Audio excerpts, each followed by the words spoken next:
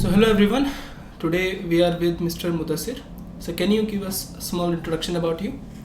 Hi all, my name is Mudassir Bashir. So I'm doing my PhD at NIT Warangal and Department of Electronics and Communication Engineering.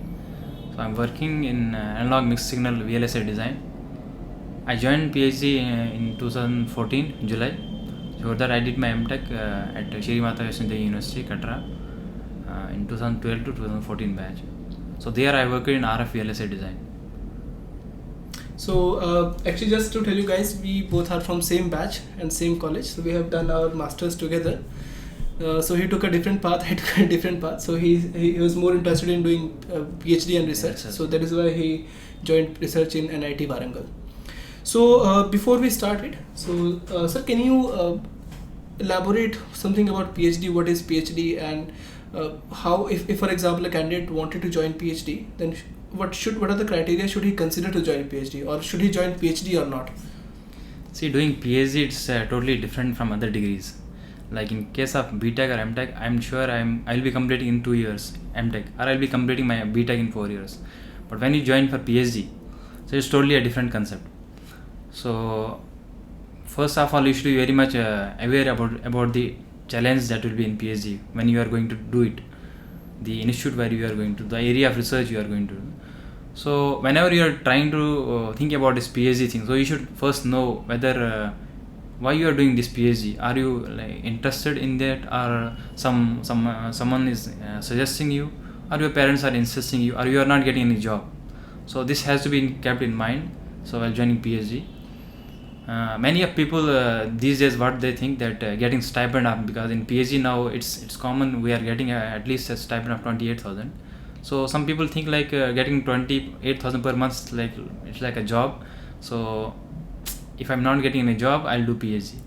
But I think that's not right, because the amount of stress and the amount of time which you'll be spending in PhD, if you spend the same time in some company for let's say 20k per month, within 3 years you will be reaching to that amount which you will get after PhD also. So it is there, and sometimes what happens, if your parents are insisting you to do, then I think you should not join it, because the interest should be within, and you should be very sure about this. What actually a PhD is. Many people when they are joining, I have met many of my juniors who when they join, so I asked them, so do you know about the area of research you are going to work, or do you know what you are going to do in PhD? They tell, yeah, we know, but it's not like that. Everyone is like they are very much confident at that time. Okay, I got admission to PhD, now it's okay, I'll see, now somehow I'll do some things. But that's not how it works. When 1 year is over, then the actual game starts. So people start complaining about their progress of research and all that. So it is you have to be very much, your that commitment should be very much towards PhD. Then you'll be able to complete in within that 4 years of time, or you'll be completing it with less stress, without affecting your personal life, without affecting your relatives, families, etc. Okay. So what should be the procedure to take admission in PhD? I mean, what is the basic procedure? As you are from BTech, you have done BTech. So I had done BTech and M.tech, so I did my gate. So there are 3 ways now. Recently one more is there for BTech people. First I'll talk about M.tech people. What should we do? Or some are from MSc Electronics, let's say, because I'm from ECE, so I'll talk about MSc Electronics. So what should they do? If you go for NITs, ITs, they'll mostly prefer people who had done M.tech. And first thing. Second thing is they are having a valid gate score. Yes, in some NITs, if you go, almost every NIT, they have their own written test, which is almost based on gate syllabus. So once you go for there, once you are able to qualify that written test, then the other stages for interview. And in case of like ITs or IC Bangalore, if you go there, it's mostly based on interview and your area of research. So and if you are able to do good in the interview, you may have chance of getting. So gate is not a criteria there. Coming to other universities like central universities or their science universities, there yes, net is required there. So mostly they'll take based on net, and some interview will be there. And other thing is they can take you as a JRF.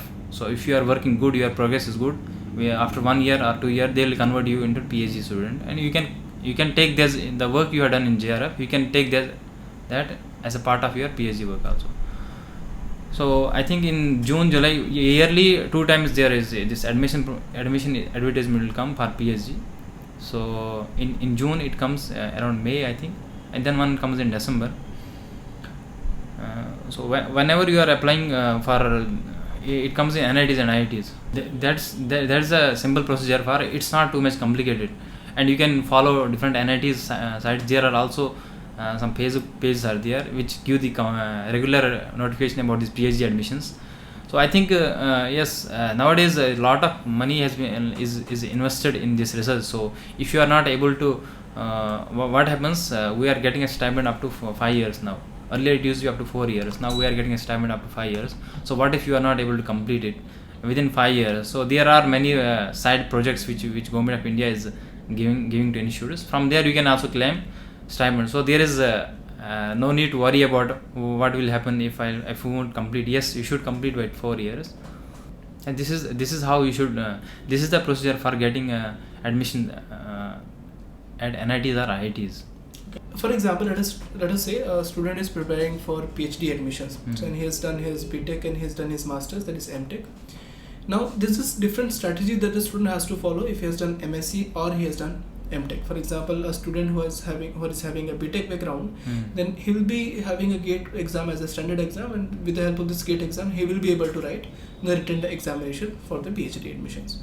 But for the students who have done MSc or MCA, then they have to go through the UGC NET examination or CSI NET examination in the respective domains.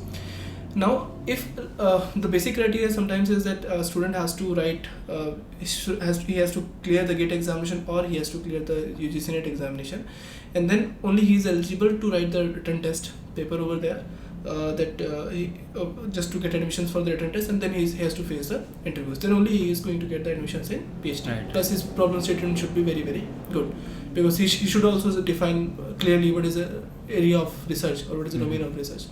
Now my question is that what should be the strategy for preparation? Like for example, if a student is going to attempt the interviews for IIT Delhi, let us say, or any given IIT, then they are going to take the written examination. Then what should be the strategy to prepare for admissions for PhD? So I'll go one by one. I'll start with B.tech. So this year I think Government of India they have started this taking direct admission for PhD from B.tech students. The criteria for that is if you have done B.tech from government college or you have a valid GATE score. If as a B.tech student you are having valid GATE, you can directly apply for PhD admission at any IIT or NITs. So yes, you'll be getting a good stipend as compared to people. You'll be getting around 60,000. So that is the intention to grab this, because I think Government of India wants more young scholars to come and do some intelligent work. So that's why they are planning to recruit this B.tech people. So now coming to M.tech. So I think now it was there earlier that all the NITs they ask for valid GATE score, but now it's not it's an optional. It's a plus point, but it's not compulsory. And yes, there will be their own exam that will be GATE based. And once you qualify the GATE, their written exam, then you have to go for interview. So yeah, these are for M.tech people. Now if I'm in MSc electronics, or I'm from MC, or I want to do a PhD in computer science, or like that. So people are taking different paths. Like one is if you don't have that much time and all that, you are directly going for UGC NET, and if you qualify it, you can join as a PhD student at some university, or if you want to at like IIC Bangalore, if you want to go or some other. So there you can join as a JRF. So after 1 year or 2 years, based on your performance, your guide he may convert you from JRF to PhD. So that's good. And other ways people are doing now with MCA or MSc, they are doing this GATE. So once they are qualifying GATE, they are joining as an M.tech student. Then after M.tech, it is similar like PhD. So that is this thing. So yes, what should be the strategy to going for admissions? What should be your plan? So first thing, yes, the written is like GATE exam. So there is nothing much about that thing. So interview is very important, I think. Yes, written, if you are done good, but if your interview is not that good, I think they won't take you. So you have to convince them you are very much interested in research. So first of all, you should be knowing what areas you are interested in. Those areas should be based on your like M.tech project or MCA you have done any project. They should be related to that area.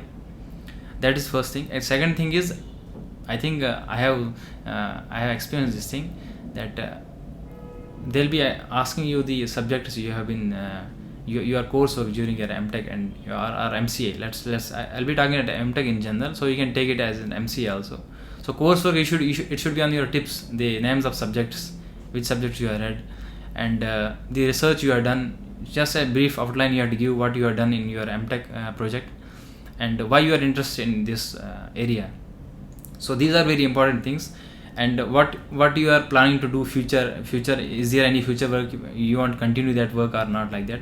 Although it's going to change once you join, but for that time of period, it should be very much, you should be very much confident about, I had done my M.tech in this topic, so I want to do more work in that because I'm finding some scope there. And this is one thing. Second thing is if you are having some publications, like not some, I think one is enough. IEEE, at least one IEEE conference should be there, so that it gives that mentor, whoever is interested in your area or whoever faculty is interested in you, it gives him an idea that this guy knows how to read papers, this guy knows how to write papers, he's having a bit this mind about this writing, because if you are doing PhD, you are doing some good work, but you are not able to write it properly, you are not able to present it to research world, so it's of no use. So that is also a plus point. So I think one more is there, in recently the trends. Earlier it used to be like PhD people used to join after 30-32 years. Now it is there that as soon as you are doing your M.tech or MCA masters, so it's better to if you join as soon as possible, because he's going to that mentor, he's going to take you, because once the age comes, this there will many issues will be there, family issues will be there, your mind will be busy with something, you have to go to and fro to home and all that, so they don't like it. So it should be there. So I think the strategy is to make your coursework should be very much in your mind of your M.tech, and then the area of research which you are interested, and it should be related to your M.tech work. So these are the two things. And third one, I think that is the important one. So before you are interested in any institute, NIT or IIT, so shortlist the faculty members who are related to your area and try to meet them before going for exam and interview, so that if you go in person to talk to them, and once you are in interview, he will be having this thing already in his mind about you, that he came to me and he is interested in this area and all that thing. So it's better to talk in person also before going for the exam and interview. I think these three strategies I think work for most of the people. So you are now in third year of PhD, right? Yeah. So how is your experience so far in the last 3 years? First year starts with it's like a part of M.tech, so it's like a coursework. So mostly it will be around 14 credits. So some people they do this credit coursework in one semester. Some people they do in 1 year. So it depends on you and your guide. So what in most of the institutes, what happens, the first year we are supposed to do this coursework and finding the problem, like some recent trends what are there in your field, we try to find it, and we try to implement some novelty or something which will give some slight edge for our work compared to the present work. So that's what we do in first year. And a lot of research work, literature survey, a lot of literature survey we do. So yes, first year for now, like I'm in I'm about to complete my third year. So first year is about coursework and finding your problem statement. So once you are able to find not problem statement like area, we have to converge. Like from research area, I'm going to this application, then problem statement what. So by the end of your 1.5 third semester, in the middle of your second year, you should be able to specify your problem properly, and a lot of literature survey should be done. So not only reading, you have to tabulate everything, like you can keep it on system or on some logbook you can make, and make every based on the operating principle, based on the application, based on the year, and like that strategies. What should I do? Proper plan of your literature survey should be there. Then by the end of fourth semester, you should be able to implement some of the already present architectures. Let's say some architectures are there, or some algorithms are there.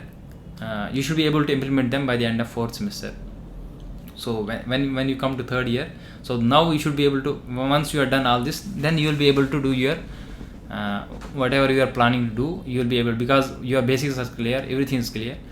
And during, I think, first year and second year, there are some online video lectures are there from YouTube, Neptal. You can go, or MIT open course is there, and their topics, the subjects which are related to you, I think they are very much useful to clear your basics and all that, because what they teach you, they go to their approach is like more like a research like. So your basics will, once your basics is done, so your speed of work in PhD, it will be very much quick. So yes, most of your PhD depends on how you are doing literature survey, because in first and second year, most of people try to enjoy their time, because guide is not back at you, so you try to enjoy your new campus and all that PhD stardom, etc. So I think early you start, there is one, this proverb is very early you start, more quick you will complete. So if you start very much quickly, by the end of 3 year and 3.5 year, you may be able to complete. It depends also on area. Some areas are there where it takes 4 year, 4.5 year. Some areas are there which take 3 and 3.5. It depends on that. So there is one more thing is there, when we are going for our research problem. So there is two things is there. One is, if some existing techniques are there, let's say articles are there, codes are there, I am trying to work on them. The competition is too much there. But if you go for new algorithm or new something, okay, there is risk. Risk is I may not get results, but competition is less. So if you are if you are ready to take risk, you may be able to complete your PhD very soon. If you are trying to rub those old articles or something like that, there is not risk. It's not risky. You will be well aware of your results, but yes, it may take some time, because there's a lot of competition. Because at the end of the day, we have to get publications also. Without publications, we are not able. We won't be getting PhDs. So that is what I feel during these 3 years, and I have followed these things. Sir, as you mentioned, the area of research is very, very important. So what is your area of research in PhD? So actually, I had done my M.tech project on RF VLSI design. So I was very much into RF VLSI design. But coming to my when I joined PhD, there also, as I said at the time interview, I said that thing. But once I got admission, so I talked with my sir and we sat together. So there are some challenges are there in RF VLSI which we are not able to do in India. So that was one because PhD is whole new thing. So that was one thing which make me to come to analog. Analog is a bit low frequency, RF is high frequency. So almost domain is same. Then the problem statement, this was about area. Problem statement, it took me around 1 year. I started with memories, working on memories. But the thing was with memories, like if you see now 12 nanometer people are using, for 10 nanometer also some people are using for memories. But we don't have those resources to work on 10 nanometer. So I was working on 180 nanometer. So once this thing, one semester was over, so we sat again down together, and for future we thought what should we do, because we had to get papers also. So then I started working on sensors. So I have been working on temperature sensors and their interfaces. I have worked on some biomedical sensors also. So it's like more like I'm working on chip sensors and with their signal conditioning circuits. So this sensor thing and all thing, it came to me after doing this. I used to sit 1 month or 2 months. I did this thing, that finding what is the recent trend. So this is there also, how to find your problem statement. So 2 strategies are there which I would like to share with you. So one is, whenever you are interested in some area, okay, you are interested in, let's say, data mining is there. I'm interested in data mining, or I'm interested in some architecture coding. So what I'll do, I'll go to Google Scholar is there, one site is there, Google Scholar. There will be my Gmail account is there, so I'll create alerts there. I'll give some keywords. Let's say some keyword genetic algorithm is there. I gave this keyword genetic algorithm. So what happens, every week, whenever there is some paper about this genetic algorithm, I'll be getting it in my mail. So from that, I'll be knowing what people are doing in genetic algorithm. So I'll be knowing what is the recent trends in genetic algorithm. So this will help you to build your problem, like let's say in case of genetic algorithm. So that is one thing. Second one is there is MIT library is there, MIT University. They have their library. There, once you type your your, let's say I'm talking about genetic algorithm, I type genetic algorithm there, it will give you a graph, it will give you pie chart, graphs, many graphs it will give you. It will show you the publication, number of publications which is happening in that particular topic. So when I was working for memories, so I searched it there, so it showed me, okay, it is increasing, but from 2012 there's a dip in that publication up on that topic. The dip means that the people are that topic is almost saturated, people have stopped working on that area.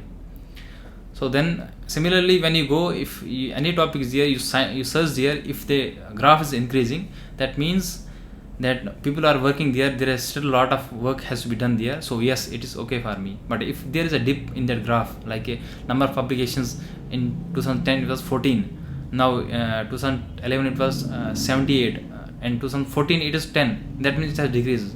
So people are not finding much applications, much novelties now in that particular topic, so they have stopped working. So you should also stop working. That helped me a lot to find my problem statement also.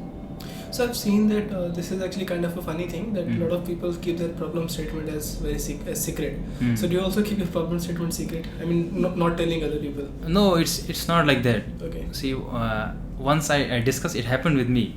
I was not very much sure. I had this small idea about, okay, I'm working on sensors, but I was not sure about what sensors and what should strategy. So I went to some conference and here and there, and there are some forums are there, research forums, where you can just discuss, and they will tell you, yes, you don't have to go, once you go into it, you don't have to tell that, just in general we can talk about that.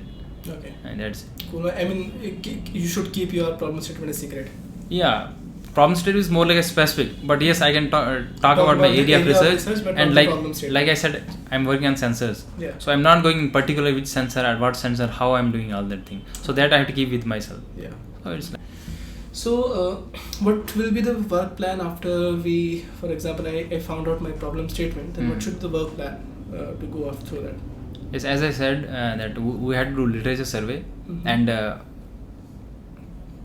if I'm trying to complete, if my intention is to complete within 4 years, or let's say 3 years also, so I think literature is we have to make a systematic arrangement of literature survey based on the application, based on the year, based on the journals, and also the people which are, like if you go abroad, there are some research labs are there. So let's say my area is VLSA, so there are some in these MIT big university, they are having their own research labs, one faculty.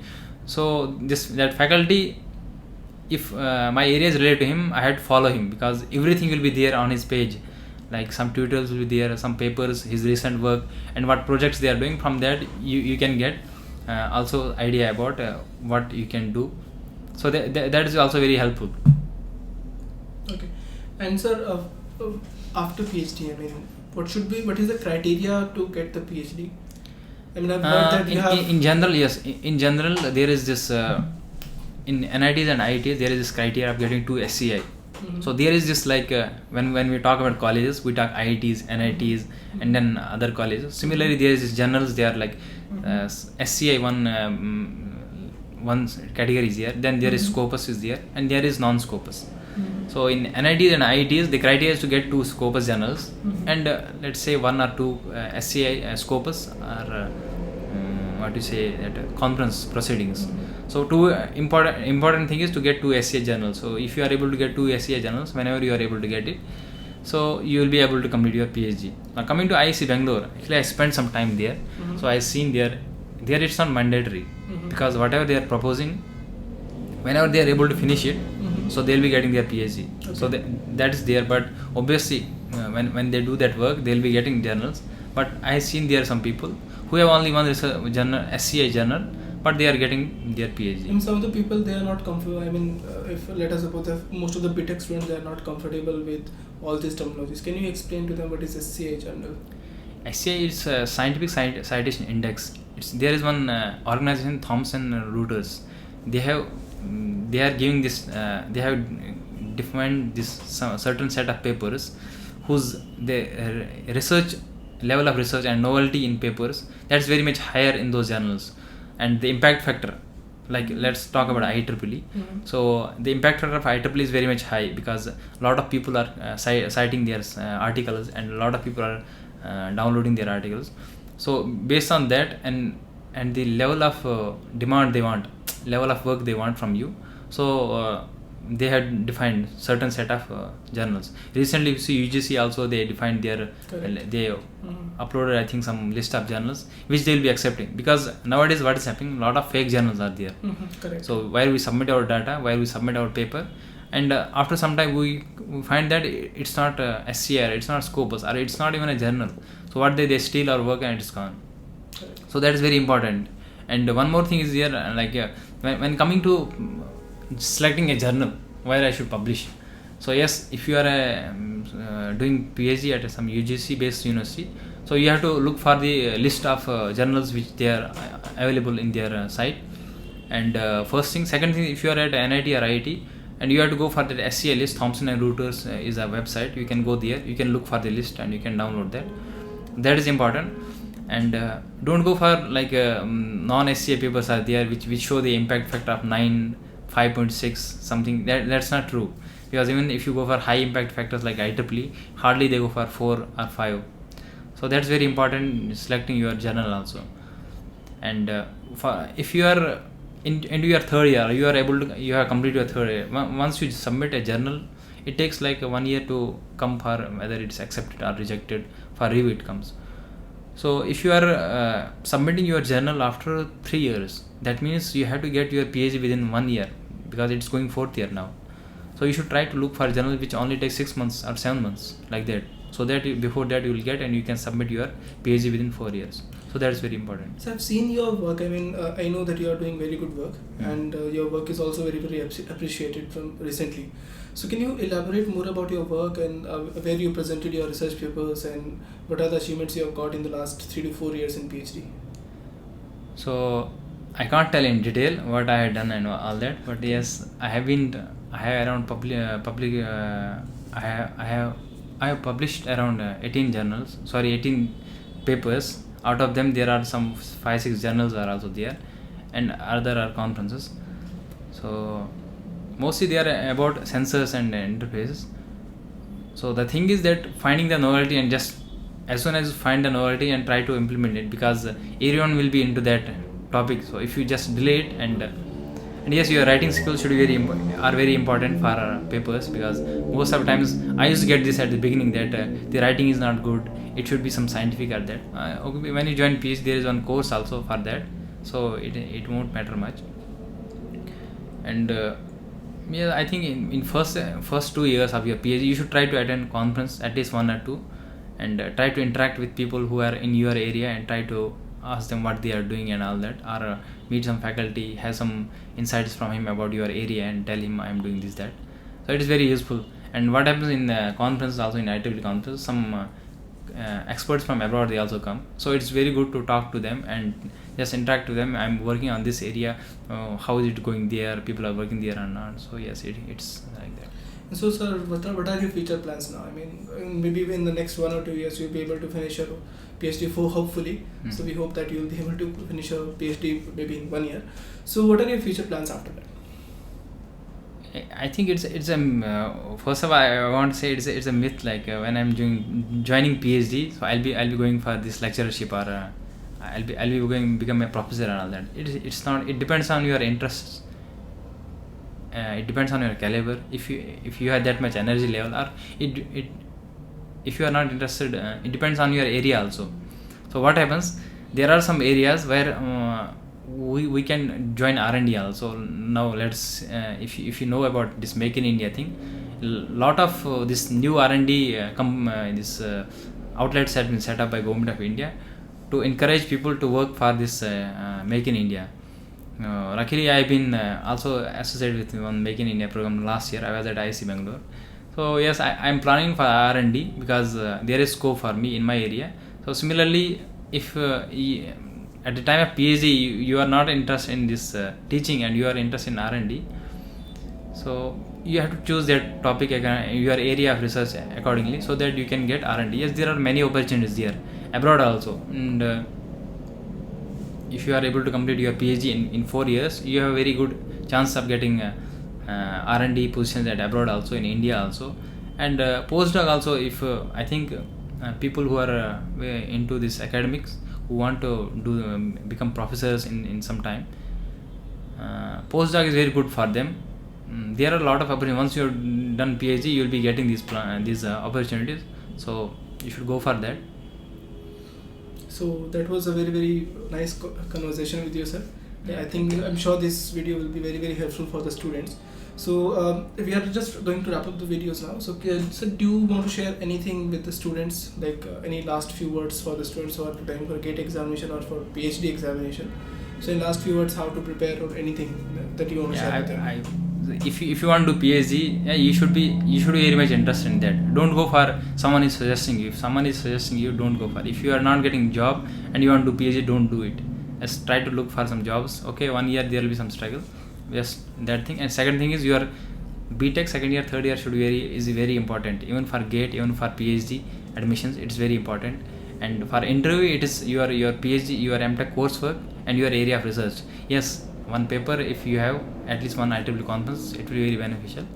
And then sincerity and hard work is there in PhD.